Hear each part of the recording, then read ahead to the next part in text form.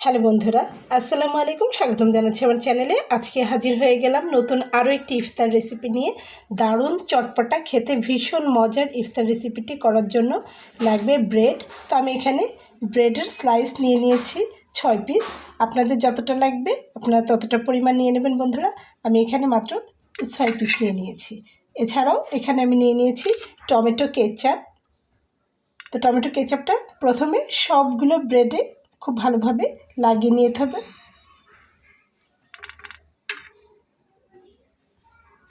আমি কিন্তু ব্রেডের সাইডগুলো যে ব্রাউন কালার রয়েছে সেটা কিন্তু ফেলে দেইনি, ওটা সহ আমি এটা করে নেব।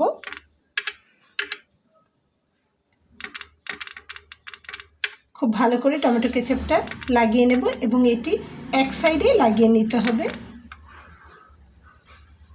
ঠিক এভাবে আশা করছি আপনারা বুঝতে পারছেন। বাকিগুলো আমি লাগিয়ে নেব।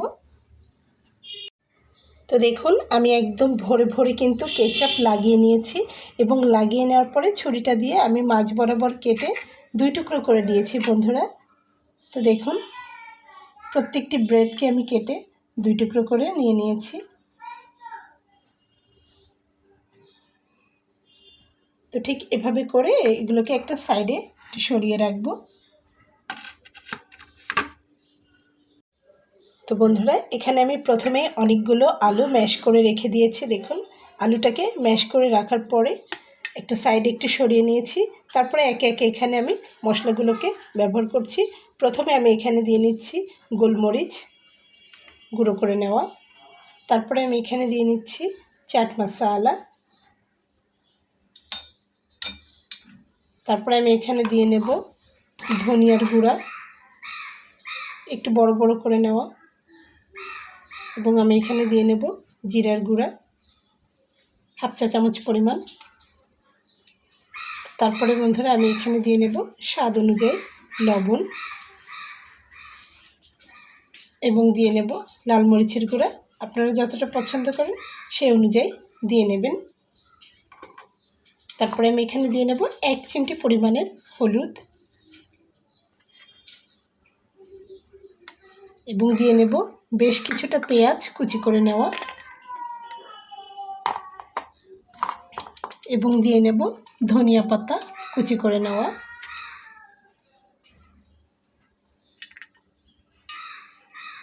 তারপরে সবগুলো উপকরণকে একসঙ্গে খুব ভালোভাবে মাখিয়ে নেব বন্ধুরা। খুব ভালো করে আমি এখানে মাখিয়ে নিয়েছি। আপনারা চাইলে হাত দিয়েও মাখিয়ে নিতে পারবেন। আমি এখানে চামচ দিয়ে মাখিয়ে নিয়েছি, যেহেতু আলুটাকে প্রথমেই আমি ম্যাশ করে নিয়েছিলাম, তো সেই জন্যে। তো এখন এটাকে আমি একটু সাইডে সরিয়ে রাখছি। তারপরে আমি এখানে দেখুন ব্রেড ক্রাম্বস নিয়ে নিয়েছি বেশ কিছুটা পরিমাণ। ব্রেড ক্রাম্বসগুলোকেও একটু সাইডে সরিয়ে রাখছি। তারপরে আমি এখানে নিয়ে নিচ্ছি একটা বাটিতে। এখানে আমি 2 টেবিল চামচ পরিমাণ ময়দা নিয়েছি এবং 2 টেবিল চামচ পরিমাণ কর্নফ্লাওয়ার নিয়ে একসঙ্গে রেখে দিয়েছি ভিডিও করার সুবিধার্থে। অর্থাৎ টোটাল এখানে 4 টেবিল চামচ পরিমাণ রয়েছে ময়দা এবং কর্নফ্লাওয়ার উভয়। তো এখন এটাকে খুব ভালোভাবে গুলে নেব বন্ধুরা। দেখুন নর্মাল পানি দিয়ে রুম টেম্পারেচারে থাকা সেই পানিটা দিয়ে আমি এটাকে গুলে নিচ্ছি। একটি কাঁটা চামচ দিয়ে গুলে নিলে খুবই ভালো হবে, ভেতরে কোনো প্রকার লাম্পস থাকবে না, খুব ভালোভাবে গোলা হয়ে যাবে।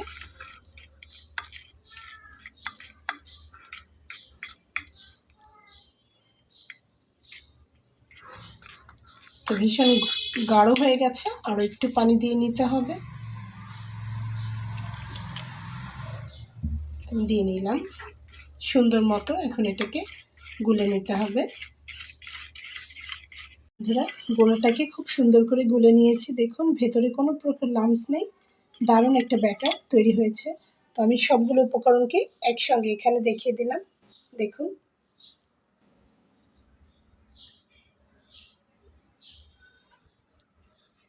তো এখন আমি এই গোলাটাকে একটু সাইডে সরিয়ে রাখবো আর আমি ব্রেডগুলোকে কাছে নিয়ে আসব। তো বন্ধুরা এখান থেকে আমি এই যে মাখিয়ে রেখেছি আলুটা, পুরটা আমি চামচে করে নিব আর ব্রেডের মাঝখানে দিব। আপনারা চাইলে কিন্তু এটা হাত দিয়েও দিয়ে নিতে পারবেন। দেখুন আমি হাত দিয়ে নিচ্ছি। এভাবে হাত দিয়ে এটা শেপে করে এখানে মাঝখানে দিয়ে নিতে পারবেন।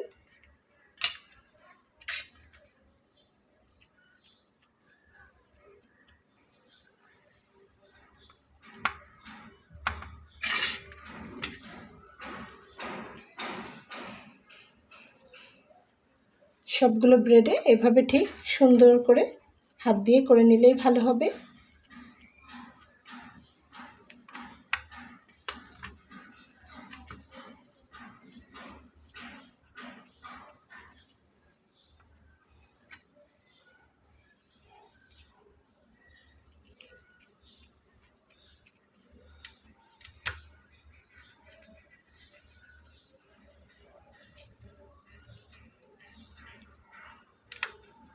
আলুর এই স্টাফিংটা দিয়ে ব্রেডের এই স্ন্যাক্স রেসিপিটি কিন্তু ভীষণ মজার খেতে হয়। এটা শুধুমাত্র রমজানের স্পেশাল রেসিপি না, এটা এমনি দিনেও আপনারা টিফিনে বাচ্চাদের করে দিতে পারবেন।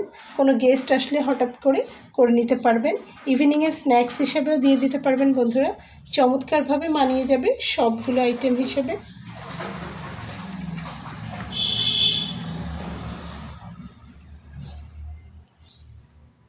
তো বন্ধুরা দেখুন, আমি খুব ভালোভাবে স্টাফিংটা কিন্তু ব্রেডের উপরে দিয়ে নিয়েছি।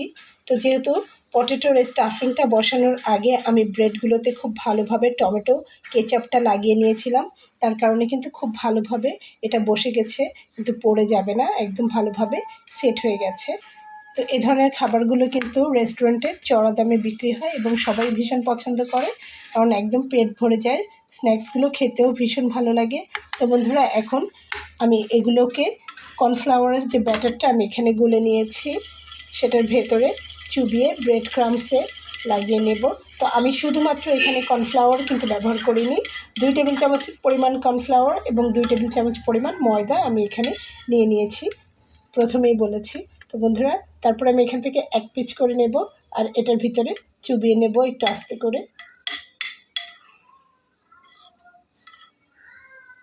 খুব ভালোভাবে চুবিয়ে নেওয়া হয়ে গেলে এটাকে তুলে ব্রেড ক্রাম্বসের ভিতরে কোটিং করে নিতে হবে। দেখুন খুব ভালোভাবে ঝরিয়ে নিয়ে তারপরে আমি এখানে কোটিং করে নেব। এটা আমি হাত দিয়ে করব।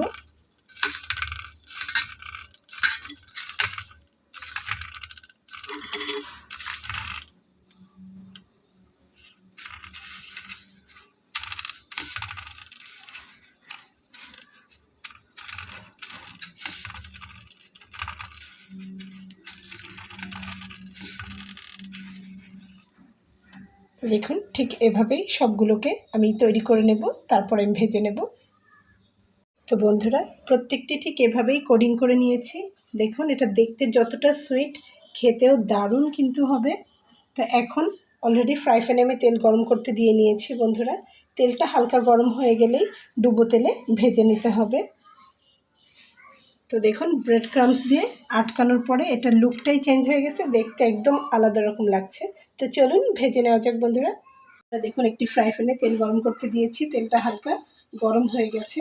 এখন আমি একটি একটি করে এটাতে দিয়ে নেব।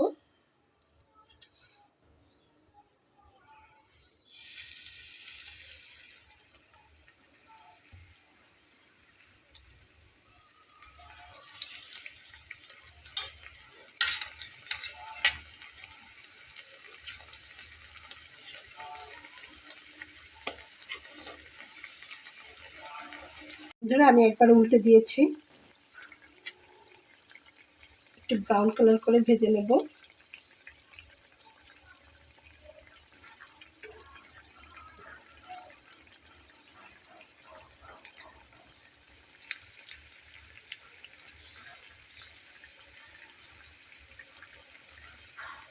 চুলার আঁচটাকে মিডিয়াম ফ্লেমে রেখে দিতে হবে, হাই করে দিলে কিন্তু ব্রেডটা পুড়ে যাবে।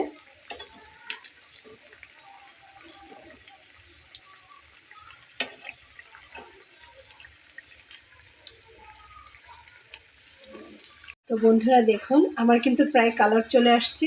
তো আপনারা চাইলে এরকম কালারেও ভেজে নিতে পারেন, আবার এর থেকে একটু ডার্ক কালার করে নিতে পারেন। তো আমি আরও একটু ব্রাউন কালারটা করে নেব, তারপরে আমি তুলব। প্রত্যেকটি কিন্তু ফুলে গেছে, দারুণ সুন্দর হয়েছে দেখতে, মুচমুচে একদম। কতটা লোভনীয় হয়েছে বন্ধুরা দেখে কিন্তু বোঝা যাচ্ছে।